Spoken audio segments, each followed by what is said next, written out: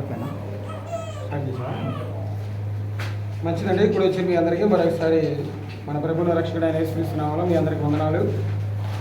ఇప్పటివరకు సహోదరులు 5 మాటలు వివరించి ఉన్నారు కనుక నేను కూడా మీకు 6వ మాట 7వ మాట వివరించడానికి సిద్ధంగా ఉన్నాను. చదువుకుందాం. ముందు ఏంటి 6వ మాట అనేది చదువుకుందాం. ఒకసారి మీ చేతిలో ఉన్నటువంటి పరిశుద్ధ గ్రంథాన్ని తిరగలిగినట్లయితే యోహాను సువార్త 19వ అధ్యాయం 30వ వచనం. యేసు ఆ చిరక పుచ్చుకొని సమాప్తమైనదని చెప్పి తల ఉంచి ఏమని చెప్పాడంట? సమాప్తమైనదని చెప్పి తన తల వంచి తన దేవునికి ఆత్మని అప్పగించుకున్నాడు.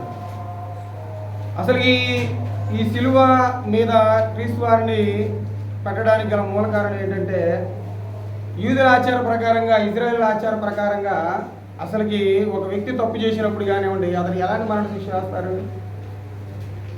ఇప్పుడు వ్యభిచారంలో పట్టబడి స్త్రీని వాళ్ళ ఆచార ప్రకారంగా వాళ్ళు రాసుకున్నటువంటి ధర్మశాస్త్ర ప్రకారం ఎలా కొట్టాలా, ఎలా చంపాలా? రాళ్లతో కూడా చంపాలి, అవునా కదా? అదే కదా వాళ్ళ ఆచారం. ఎవరైనా తప్పు చేసినప్పుడు ఆ వ్యక్తిని రాళ్లతో కొట్టి చంపడం అనేది యూదుల ఆచారం, అవునా కదా? కానీ యూదులు ఆ వ్యక్తిగా ఉన్నటువంటి క్రీస్తు వారిని మరేంటి సిలువ మీద చేశారు. అసలు సిలువ మరణం అనేది యూదుల ఆచారం కాదు, అది ఎవరి ఆచారం అంటే రోమీల ఆచారం. ఎందుకంటే రోమీలే కదా ఆయన శిక్షించి సిలువ యాగం చేసింది. రోమా నిబంధనల ప్రకారంగా 2 వ్యక్తులకి వేస్తారంట ఈ యొక్క సిలువ మరణం అనేది.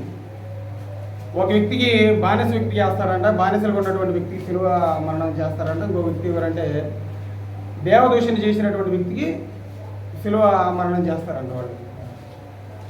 ఒకటేమో బానిసలకి, రోమా ప్రభుత్వ యొక్క ఆచారాల ప్రకారంగా బానిసగా ఉన్నటువంటి వ్యక్తికి సిలువ మరణం, అలాగే దేవదూషణ చేసినటువంటి వ్యక్తికి కూడా సిలువ మరణం అంట. కాబట్టి క్రీస్తు వారిని అదే కదా చేసింది, చెప్పింది వాళ్ళు. ఇతను దేవదూషణ చేస్తున్నాడు కాబట్టి ఇతను సిలువైన ఏం చేశారంటే ఆయనకి కుక్క తిప్పుకోలేకపోయారు పిలాతు గారు. కుత్తిపోయేసరికి ఏం చేశారంటే ఆయన, సరే మీ ఇష్టం వచ్చినట్టుగా మీరు చేసుకోండి అని వాళ్ళకి వదిలిపెట్టారు. వాళ్ళు వదిలిపెట్టగానే ఈ సిలువేయంగా అక్కడ ఉన్న రోమా సైనికులు ఏం చేశారంటే ఆయన్ని సిలువేసి చంపేశారు. చంపేసిన తర్వాత ఇది మన సిలువ మరణం వేయడానికి గల కారణం ఏంటనేది, ఎందుకంటే యూదుల ఆచారం కాదు కాబట్టి. యూదుల ఆచారం ఏంటంటే వ్యభిచారంలో పట్టబడిన స్త్రీ కూడా రాళ్ళతో కొట్టమన్నారు. అలాగే ఆదివారం శనివారం ఆరాధన కార్యక్రమంలో పాల్గొన్నటువంటి వ్యక్తిని కూడా రాళ్లతో కొట్టమన్నారు. ఎక్కడ దాగేందుకు కొత్త నిబంధన కాలంలో స్టెఫెన్ గారిని ఎందుకు ఎలా చంపింది? రాళ్లతోనే కదా కొట్టి చంపింది. ఎక్కడా కూడా మనం చూసుకున్నట్లయితే ఏ వ్యక్తిని కూడా బైబిల్ గ్రంథంలో సిలువ వేసి చంపినట్టు ఎక్కడా లేదు, ఈ క్రీస్తు వారిని తప్పితే. కాబట్టి ఈ యొక్క 5వ మాటగా మనం చూసుకున్న కొన్ని విషయాలు. 6వ మాట ఏంటిదంటే, 6వ మాట సమాప్తమైనదని చెప్పాడు. ఈ 6వ మాట ద్వారా మనం ఏం నేర్చుకోవాలంటే, తనకు ఇవ్వబడినటువంటి పనిని క్రీస్తు వారు ఏం చేశాడంటే సమాప్తి చేశాడు, సంపూర్తి చేశాడు. దేవుడు ఎలాగైతే ఇజ్రాయేల్ ప్రజల కోసం దేవుడు ఎలాగైతే లోకానికి పంపించి వాళ్ళని ఎలాగైతే రక్షించాడో, అలాంటి ఏ పనులైతే దేవుడు క్రీస్తు వారికి నియమించాడో ఆ పనులు మొత్తాన్ని ఆ సిలువలో సంపూర్తి చేశాడు. ఆయన ఏ సంపూర్తిగా చేశాడు అనేది మొక్కచ్చిగా ఒక 4 మాటలు మనం ధ్యానించుకొని ముగించుకుందాం, ఓకేనా? మొదటగా ఏం చేశాడంటే, ఆయన ఈ భూలోకానికి పంపించినప్పుడు, నువ్వు ఎవరి చిత్తాన్ని నెరవేర్చాలో తెలుసా? నేను ఏ చిత్తానైతే, నేను ఏ మాట అయితే నీకు తెలియజేశానో, నేను ఏ మాట అయితే నీకు నేర్పించానో ఆ మాట నువ్వు సంపూర్తి చేయాలి. చేసాడో లేదో చూడండి ఒకసారి. యోహాను సువార్త 4వ అధ్యాయం 34వ వచనం. యోహాను సువార్త 4వ అధ్యాయం 34వ వచనం. యేసు వారిని చూచి నన్ను పంపిన వాని చిత్తము నెరవేర్చుటయు ఆయన పని ముట్టించుటయు నాకు ఆహారమై ఉన్నది అంట. క్రీస్తు వారికి ఏది ఆహారం అంట? దేవుడి యొక్క ఏ మాటలైతే నేర్పించి భూలోకానికి పంపించి నెరవేర్చమన్నాడో ఆ మాట అనేది దేవునికి, క్రీస్తు వారికి ఆహారం అంట. కానీ మనం కూడా ఒకసారి ఆలోచించుకోండి. మనకు కూడా కొన్ని నియమాలు పెట్టాడు. మనం కూడా ఇలా బ్రతకాలి, ఇలా జీవించాలని, నీతిగా నిజాయితీగా. మరి క్రీస్తు వారికి దేవుని చిత్తం అది ఆయనకు ఆహారంగా ఉంది. మనకు కూడా అలా ఏది ఆహారంగా ఉండాలంటే దేవుడు ఏదైతే మనకు నియమించాడో, వేటినైతే నెరవేర్చమని చెప్పాడో వాటికి మనకి ఆహారం అయి ఉండాలి. మరి క్రీస్తు వారు ఎలాగైతే దేవుడు చిత్తాన్ని నెరవేర్చాడో మనం కూడా ఆయన చిత్తాన్ని నెరవేర్చేటువంటి పనిలో మనం ఉన్నాం లేదా అనేది మనం జ్ఞాపకం చేసుకోవాలి. ఆయన నోట ఏ పాపం ఏ కపటమైనటువంటి మాట రాలేదు, ఏ స్వబుద్ధి కూడా ఆయన మాట్లాడలేదు. ప్రతి ఒక్క విషయంలో దేవుడి యొక్క చిత్తాన్ని ఆయన తన జీవితంలో నెరవేర్చాడు. కానీ తన సొంత నిర్ణయాలు, సొంత ఉద్దేశాలు, సొంత మాటలు ఏ మాట కూడా ఆయన పలకలేదు. మనం కూడా ఏం చేయాలంటే క్రీస్తు మనకు మాదిరిగా ఉన్నాడు కాబట్టి ఆయన ఏ మాటలైతే, ఏ నడవడిక అయితే, ఎలాంటి ప్రవర్తన అయితే జీవించి నడిచాడో అలాంటి ప్రవర్తన, అలాంటి జీవితాన్ని మనం కూడా నెరవేర్చుకోవాలి. ఆయనకి జీవితాన్ని, ఆయనకు ప్రవర్తన మనం ఏం చేసుకోవాలంటే మాదిరిగా చూసుకోవాలి, మాదిరిగా జీవించాలి. ఇంకో మాటగా మనం చూసుకున్నట్లయితే ఇంకేం చేశారంటే ఆయన యొక్క చిత్తాన్ని రోమపత్రిక 10వ అధ్యాయం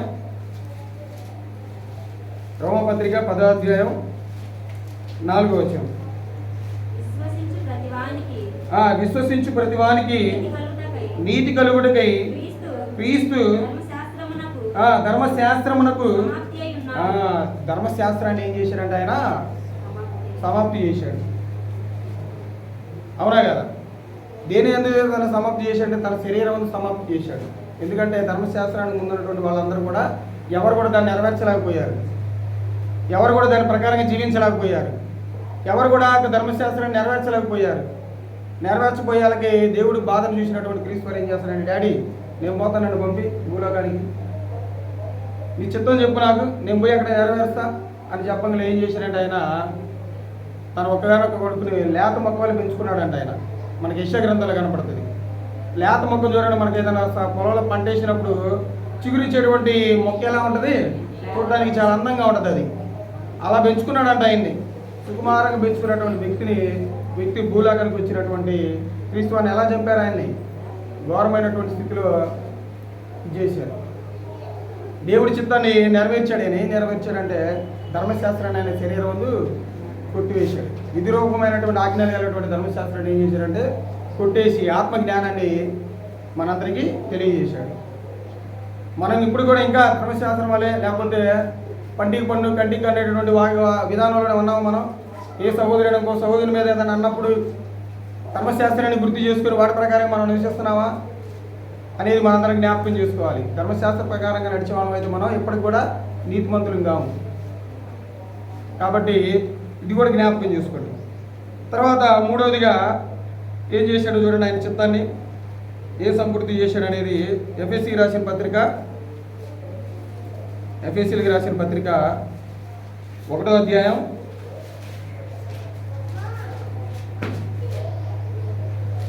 1వ అధ్యాయం 7వ వచనం.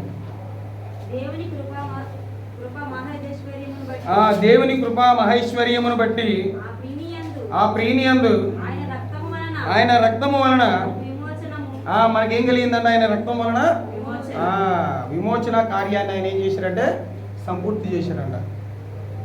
నువ్వు నీ ప్రజలను రక్షించాలని, నువ్వు నా ప్రజలను రక్షించాలని నువ్వేం చేయాలో తెలుసా? భూలోకానికి వెళ్ళి నీ రక్తాన్ని చిందించాలి. నీ రక్తాన్ని చిందించిన తర్వాతే ఈ లోకానికి ఏం జరిగిందంటే లోక కళ్యాణం అనేది జరిగింది. ఎక్కడ కూడా ఆయన చెప్పినటువంటి మార్గాన్ని ఎప్పుడైనా తొలగిపోయాడు ఆయన క్రీస్తు వారు, ఏ విషయాలు కూడా తొలగిపోవాలి ఆయన.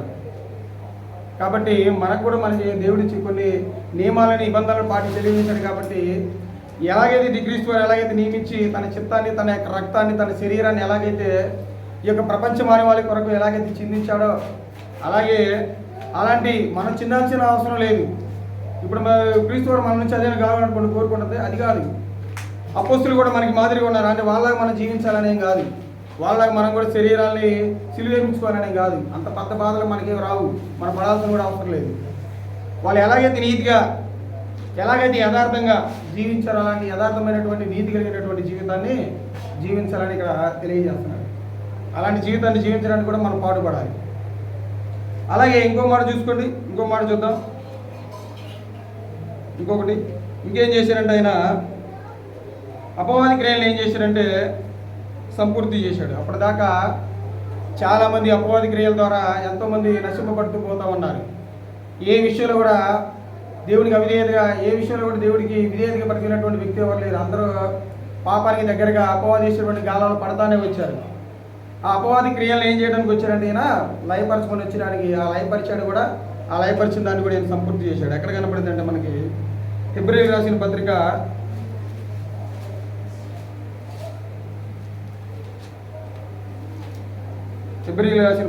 2వ అధ్యాయం 14 వచనంలో కనపడింది. చూడండి ఒకసారి. కాబట్టి ఆ పిల్లలు రక్త మాంసములు గలవారైనందున ఆ ప్రకారమే మరణము యొక్క బలము గలవానిని అనగా అపవాదిని మరణము ద్వారా నశింపజేయుటకును జీవితకాలం అంతయు మరణ భయము చేత దాస్యమునకు లోబడిన వారిని విడిపించుటకును ఆయన కూడా రక్త మాంసంలో పాల్గొనాలి. మరి అపవాది క్రియల్ని లయపరచాలంటే శరీరాలు ధరించుకున్నటువంటి భూలోకంలో ఉన్నటువంటి వ్యక్తులు కూడా ఎవరు కూడా వాడి యొక్క క్రియల్ని లయపరచలేకపోయారు. లయపరచబోయేసరికి దేవుడు పంపించాడు ఈయన కార్యాలని, ఈ యొక్క శాతాన్ని నువ్వు పాతాళానికి తొక్కి ఈయన క్రియలను లయపరచాలనేటువంటి ఉద్దేశంతో క్రీస్తు వారు వచ్చాడు. శరీరాన్ని ధరించుకున్నాడు. వాడి పాపాలని, వాడు చేసినటువంటి క్రియలను ఏం చేశారంటే లయపరిచాడు. మరి మనం కూడా సాతాను గాడికి చిక్కుతున్నామా, లేకపోతే వాడి క్రియలకి మనం సపోర్ట్ చేస్తున్నామా, లేకపోతే వాడి క్రియలను మనం ముందుగానే ఎరిగి వాటి నుంచి మనం తప్పించుకుంటున్నామా? క్రీస్తు వారైతే ఏం చేశాడు? వాడి క్రియల్ని ఆయన శరీరం జరగనీయాలని చూసింది సాతాను. ఎక్కడ? అది మనకు మత్తయి సువార్తలు కనబడి దేవాలయం తీసుకెళ్ళి 1 నిమిషంలో భూలోకం మొత్తాన్ని చూపించి ఇదిగో నీకు నీ స్వాధీన పడతాను అన్నాడు. దేవుడు క్రీస్తు వారు ఒప్పుకున్నాడా? కానీ మనకే అలాంటి ఛాన్స్ వచ్చింది అనుకో, మనం ఏం చేస్తాం తెలుసా? మనకున్నటువంటి క్రీస్తు రక్తాన్ని, మనకి ఇచ్చినటువంటి యొక్క స్థానాన్ని, బాప్తిసాన్ని మొత్తాన్ని వదిలేసి నాకు ఇది వద్దు, నాకు అదే కావాలని కోరుకునేటువంటి తరుణంలో ఉంటున్నాము. జాగ్రత్తగా ఆలోచించుకోవాలి. మనం నలుగురు ఉన్నప్పుడు మనం ఒకలాగా, నలుగురు లేనప్పుడు ఒకలాగా మనం ఉండకూడదు. 10 మంది ఉన్నా కానీ, 100 మందిలో ఉన్నా కానీ, 10 మందిలో ఉన్నా కానీ, ఒక్కళ్ళు ఉన్నా కానీ మన నీతి నిజాయితీ అనేది జాగ్రత్తగా ఉండాలి. అపవాదికి చెమటలు పట్టించాడు క్రీస్తు వారు. అప్పటిదాకా ఎవరు లేరు. వాడు కూర్చున్న పడిన వాళ్ళు, తిరిగిన వాళ్ళు అందరూ. ఆయన వచ్చాడు, ఆయన కార్యాలని సంపూర్తి చేశాడు. ఇలా ఈ 4 మాటలు ఏం చేసుకున్న, ఫస్ట్ మాట ఏం చేశాడంటే ఆయన ఫస్ట్ ఏం సంపూర్తి చేశాడంటే తండ్రి చిత్తాన్ని నెరవేర్చాడు. 2వ మాటగా ధర్మశాస్త్రాన్ని సంపూర్తి చేశాడు. తర్వాత విమోచన కార్యాన్ని కూడా సంపూర్తి చేశాడు మనందరి కోసం. 4వదిగా పాపపు దోషాన్ని, అపవాది క్రియలను ఏం చేశాడంటే సంపూర్తి చేశాడు. ఓకేనా? ఈ యొక్క 4 కార్యాలని తన యొక్క జీవితంలో సంపూర్తి చేశాడు. దేవుని చిత్తాన్ని ఆయన నెరవేర్చాడు. మన జీవితం కూడా, మనం చనిపోయేటువంటి తరుణం కూడా మనం వచ్చినప్పుడు ఏం చేయాలంటే దేవుడు నియమించినటువంటి కట్టడాలు ఏవైతే ఉన్నాయో వాటిని మనం సంపూర్తి చేసేవారిలా ఉండాలి. సంపూర్తి చేయలేకపోయామనుకో నరకానికే. కొంతమంది అంటూ ఉంటారు, నరకమా స్వర్గమా? ఇప్పుడు నేను చూసారా మీరు? ఉందా? చూపెండి. ఉంటే అతి తెలియగల వాళ్ళు మాట్లాడుతూ ఉంటారు. వాడు ఏం చేస్తూ ఉంటాడంటే దృశ్యమైన వాటిని చూసి ఇప్పుడు చెప్తూ ఉంటాడు. క్రైస్తవులుగా మనందరం వీటిని చూడాలంటే మనం అదృశ్యమైన వాటి మీద నమ్మకం ఉంచి ఉండాలి.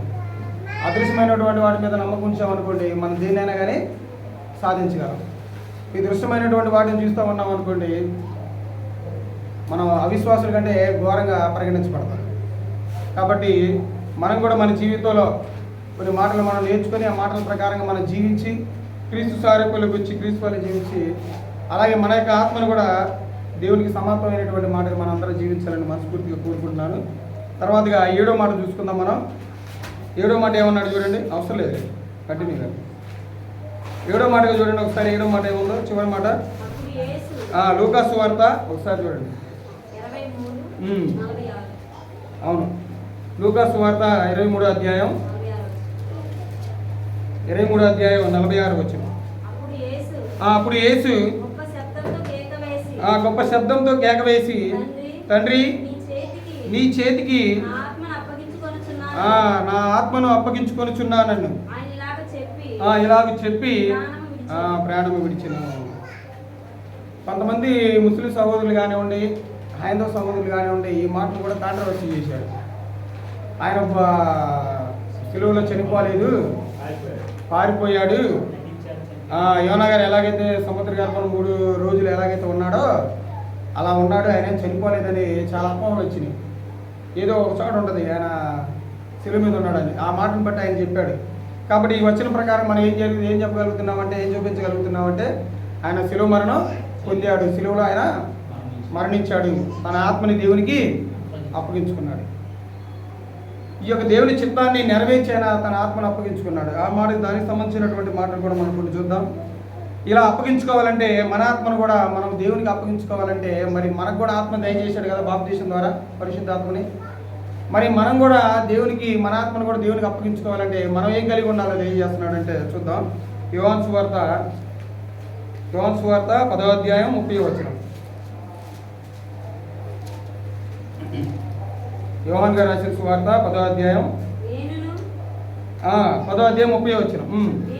నేనును తండ్రియును ఏకమై ఉన్నామని. భూలోకానికి క్రీస్తు వారు వచ్చినప్పుడు తండ్రి క్రీస్తు వారు ఎలా ఉన్నారంటే ఏకమై ఉన్నారు. ఏకమై ఉన్నాడు కాబట్టి తన ఆత్మని దేవునికి అప్పగించుకున్నాడు. మరి మనకు కూడా ఆత్మలు ఉన్నాయి, మన శరీరంలో కూడా ఆత్మలు ఉన్నాయి. బాప్తీసం తీసుకున్న తర్వాత పరిశుద్ధాత్మ అనేటువంటి వరాన్ని పొందుకున్నటువంటి మనము మరి మన ఆత్మని దేవునికి కనెక్షన్ అయి ఉందా, లేదా అపవాది దురాత్మలతో మనం హింసింపబడుతున్నావా, లోకాశలతో నిండిపోయి ఉన్నావా? కనెక్షన్ ఉందా? దేవుడి ఆత్మకి మన ఆత్మకి కనెక్షన్ ఉందా? క్రీస్తు వారికి దేవుడి ఆత్మకి అయితే కనెక్షన్ ఉంది. వాళ్ళు ఏదైనా ఏమై ఉన్నారంట, భార్య భర్తలు ఎలాగైతే వివాహం ద్వారా ఎలా ఏకమై ఉంటారో అలా ఏకమై ఉన్నారంట. మరి మనం ఏకమై ఉన్నావా? గుర్తించాలి, మనం కూడా ఆలోచించాలి. దేవుడి ఆత్మ మనం ఆత్మ కలిసి ఉంటేనే మన ఆత్మ అనేది ఎక్కడికి వెళ్ళిందంటే ఎక్కడికి వెళ్ళింది? క్రీస్తు వారు ఎలాగైతే భూలోకాన్ని విడిచి పరలోకానికి వెళ్ళాడో మన ఆత్మ కూడా దేవుడికి కనెక్షన్ అయి ఉంటే పరలోకానికి వెళ్తుంది. కనెక్షన్ తెగిపోయిందంటే అంతే కదా. ఇప్పుడు కరెంట్ వైర్ ఉంది, కరెంట్ వైర్ అక్కడ కట్ చేయండి, మెయిన్ వైర్ని అక్కడ కట్ చేయండి, మొత్తం ఆగిపోయి ఆగిపోతాయా లేదా? కన్ఫామ్గా. కాబట్టి మనం కూడా పరలోకానికి వెళ్ళాలంటే మనం కూడా ఏం చేయాలంటే దేవుడితో ఉన్నటువంటి కనెక్షన్ మనం, దేవుడి ఆత్మ మన ఆత్మ ఏమై ఉండాలంటే ఏకమై ఉండాలి. ఏకమై ఉంటేనే మనం పరలోకానికి చేరుకోగలం. క్రీస్తు వారి ఆత్మ అయితే ఏకమై ఉందని చెప్పాడు ఇక్కడ. మరి మన ఆత్మలు ఏంటి అనేది జాగ్రత్త చూసుకోవాలి. మనం దేవుడితో కనెక్షన్గా ఉందా లేదని. కనెక్షన్గా ఉంటే బాగలేదు, కనెక్షన్ తప్పిందా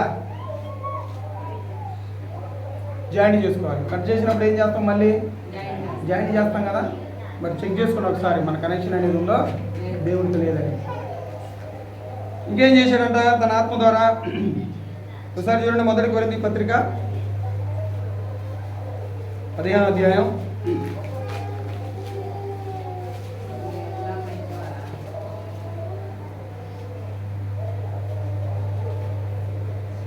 1 కొరింథీ పత్రిక 15వ అధ్యాయం 55వ వచనం.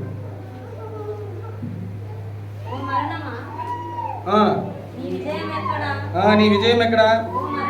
ఓ మరణమా నీ ముల్లెక్కడా? మరణపు ముళ్ళు పాపము, పాపమునకు ఉన్న బలము ధర్మశాస్త్రమే. ఇలా ఉండాలి మనం కూడా. క్రైస్తవులు ఉన్నటువంటి మనం కూడా మరణానికి భయపడకూడదు. క్రీస్తు ఆ పౌలు గారు ఏమన్నాడు? మరణమా ఎక్కడున్నావు నువ్వు? నాకైతే భయం లేదు, నువ్వు మరణం అంటాడు కదా ఇంకో మాట. బతుకుట క్రీస్తే చావైతే లాభం అన్నాడు ఆయన. అలా ఉన్నాం మనం. క్రీస్తు వారైతే అలానే ఉన్నాడు. నాకు మరణంతో పెద్ద ఇబ్బంది ఏమి లేదు. నాకు మరణం అనేది నాకు ఎప్పుడు తెలుసు. నేను పరలోకంలో ఉన్నప్పుడే నాకు దేవుడు, నా తండ్రి నాకు తెలియజేశాడు. తండ్రి, నా కుమారుడు నువ్వు కింద పోయిన తర్వాత నిన్ను చంపేస్తారయ్య వాళ్ళు, నువ్వు వాళ్ళందరి కోసం నీ ప్రాణాన్ని అర్పించాలి. ఏం చేశాడంటే ముందుగానే కనెక్షన్ చిక్కుపెట్టి పంపించాడు దేవుడు. చిక్కుపెట్టి పంపించిన తర్వాత ఆయన తన మరణం గురించి ఎప్పుడు కూడా బాధపడలా.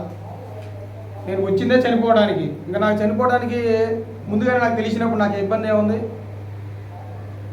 కాబట్టి మనం కూడా కొన్ని విషయాలు బాధపడతా ఉంటాం, భయపడతా ఉంటాయి. ఏదైనా రోగాలు వచ్చినప్పుడు కానివ్వండి, చిన్న చిన్న సమస్యలు మన జీవితంలో ఎదిగినప్పుడు కాబట్టి వచ్చినప్పుడు మనం భయపడతా ఉంటాం. కాబట్టి పౌలు గారికి భయం లేదు, క్రీస్తు వారికి కూడా మరణం అంటే భయం లేదు. అలా మరణం అంటే భయం లేనప్పుడే మన ఆత్మ అనేది దేవుడికి చేరింది. క్రీస్తు వారి ఆత్మ చేరింది, మరణం మీద భయం లేదు కాబట్టి. పౌలు గారి ఆత్మ చేరింది, మరణం అంటే భయం లేదు కాబట్టి. మరి మన ఆత్మకు మరి భయం ఉందా?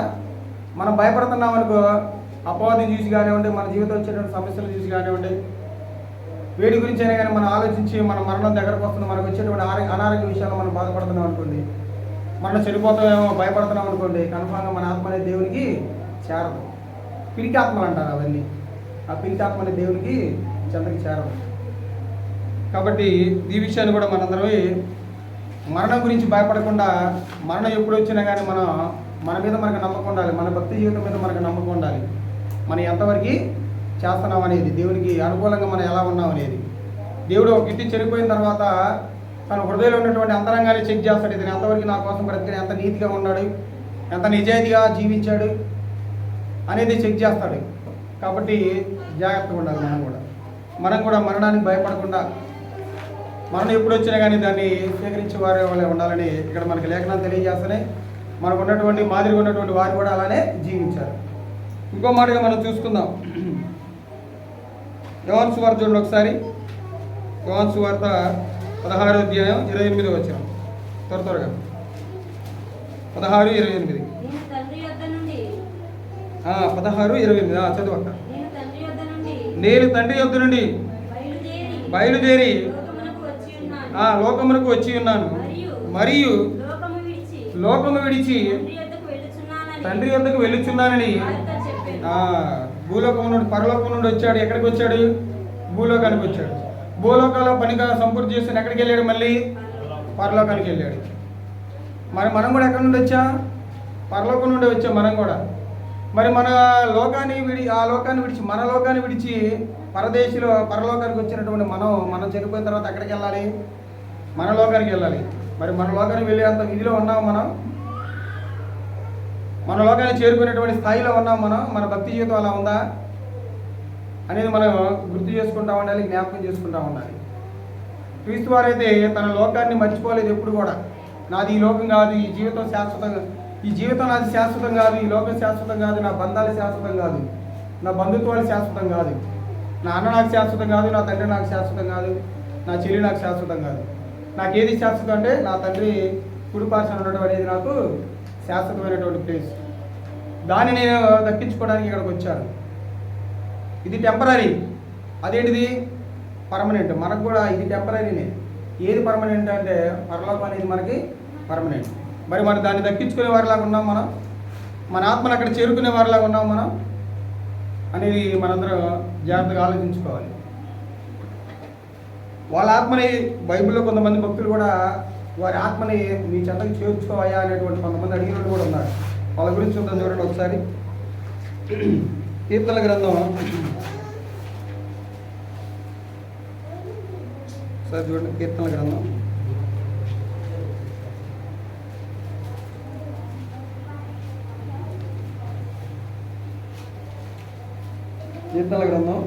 31.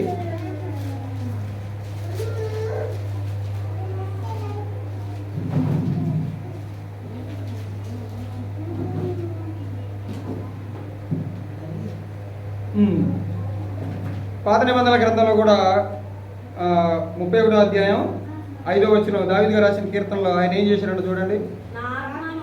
నా ఆత్మను నీ చేతికి అప్పగించుచున్నాను, యెహోవా సత్యదేవ నన్ను విమోచించువాడవు నీవే. దావీదు గారు అయితే ఆయన ఆత్మను దేవునికి అప్పగించుకున్నాడంట. మరి మన ఆత్మను అప్పగించుకుంటున్నావా లేదనేది మనం చర్చించుకుంటూ ఉండాలి, జ్ఞాపకం చేసుకుంటూ ఉండాలి. అలాగే ఇంకొక వచనం చూద్దాం చూడండి. కొత్త నిబంధన గ్రంథంలో కూడా ఒక వ్యక్తి ఆయన ఎలాగ తన యొక్క ఆత్మని దేవునికి అప్పగించుకున్నాడు. అపోస్తల కార్యాలు 7వ అధ్యాయం. అపోస్తల కార్యాలు 7వ అధ్యాయం 59వ వచనం.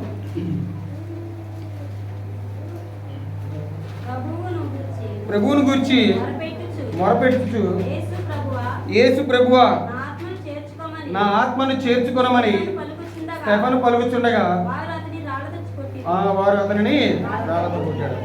ఎవరి గురించి అంటే ఇది స్టెఫన్ గారి గురించి. స్టెఫన్ గారు ఎలా జీవించారనేది మనందరికీ తెలిసిందే. ఎలా నీతిగా, ఎలా భక్తిగా, ఎలా తన జీవితాన్ని దేవుని కోసం ఎలా జీవించారనేది మనందరికీ తెలిసిందే. దావీదు గారు తన ఆత్మని దేవుడికి అప్పగించుకున్నాడు. స్టెఫెన్ గారు కూడా తన ఆత్మని దేవునికి అప్పగించుకున్నాడు. మనం కూడా జర్నీలో ఉన్నాం. మన ఆత్మ కూడా దగ్గరకు వస్తుంది. మరి మన ఆత్మను కూడా దేవునికి అప్పగించుకునేటువంటి స్థాయిలో మనం ఉన్నావా? అంత భక్తిని మనం ప్రదర్శిస్తున్నావా? అంత ఇదిగా మనం దేవుని కోసం బ్రతకగలుగుతున్నావా? మనందరితో సమాధానం కలిగి ఉన్నావా? మన ఇరుగు పొరుగు వారి పట్ల మన సాక్ష్యం అనేది ఎలా ఉంది?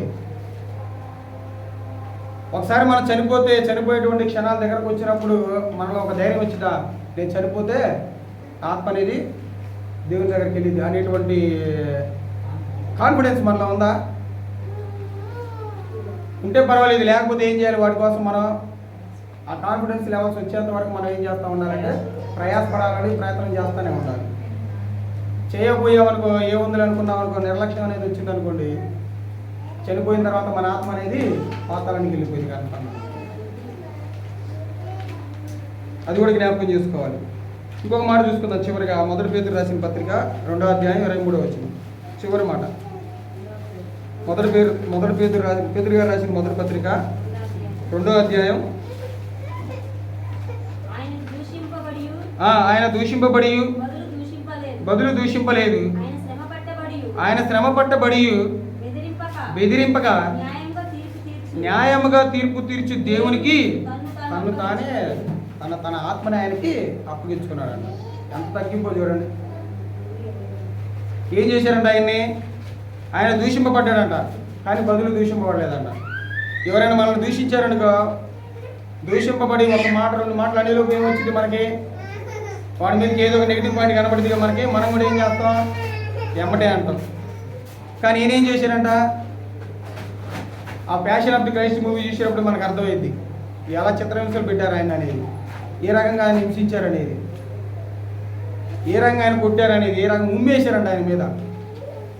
ఉమ్ము మన నోటి మాట వస్తేనే మనం మన అసలు సహించలేము. కారం పూసుకొని పోతాం మనం బయటికి. కాబట్టి ఈయన చూడండి, ఇంత తగ్గింపు జీవితం కావాలి మనకి. మన ఆత్మ దేవుని చేరాలంటే ఎంత తగ్గింపు ఉంటేనే. తగ్గింపు లేకుండా మనం ఎలా పడితే అలా జీవించి, ఒకళ్ళు ఉన్నప్పుడు ఒకలాగా, ఇంకొకరు లేనప్పుడు, సహోదరులు లేనప్పుడు ఒకలాగా మనం జీవించామనుకోండి, అది కరెక్ట్ కాదు. దేవుడు చూస్తూనే ఉంటాడు అన్నీ. ఇంకేం జరిగింది చూడండి. ఇంకేమన్నాడంట? ఆయన దూషింపబడి బదులు దూషింపలేదు, ఆయన శ్రమ పెట్టబడి బెదిరింపగా న్యాయముగా తీర్పు తీర్చి దేవునికి తను తానే అప్పగించుకున్నాడంట. తీర్చేది న్యాయం దేవుడు, వీళ్ళు కాదు నాకు న్యాయం తీర్చేది అని. కాబట్టి ఆయన మీద నమ్మకం పెట్టుకొని ఆయన ఆత్మను ఆయనకి అప్పగించుకున్నాడు. ఇలా మనం కూడా మన భక్తి జీవితంలో ఎన్ని ఆటుపోట్లు వస్తున్నా కానీ, ఎన్ని శ్రమలు వస్తున్నా కానీ, ఎన్ని బెదిరింపులు వస్తున్నా కానీ, ఎన్ని దూషణలు వస్తున్నా కానీ మనం సహించుకొని దేవుడే కనుక మనకి న్యాయం తీర్చేది, ఆయనకే మనం లోబడి జీవించాలని మనస్ఫూర్తిగా మీ అందరికీ తెలియజేసుకుంటూ, ఈ చెప్పినటువంటి మాటలు కూడా మీ అందరికీ అర్థమైనా నేను ఆశిస్తూ నా మాటలు ముగిస్తున్నాను. మీ అందరికీ మరొకసారి ప్రభువు యేసుక్రీస్తు నామములో నా హృదయపూర్వక వందనాలు.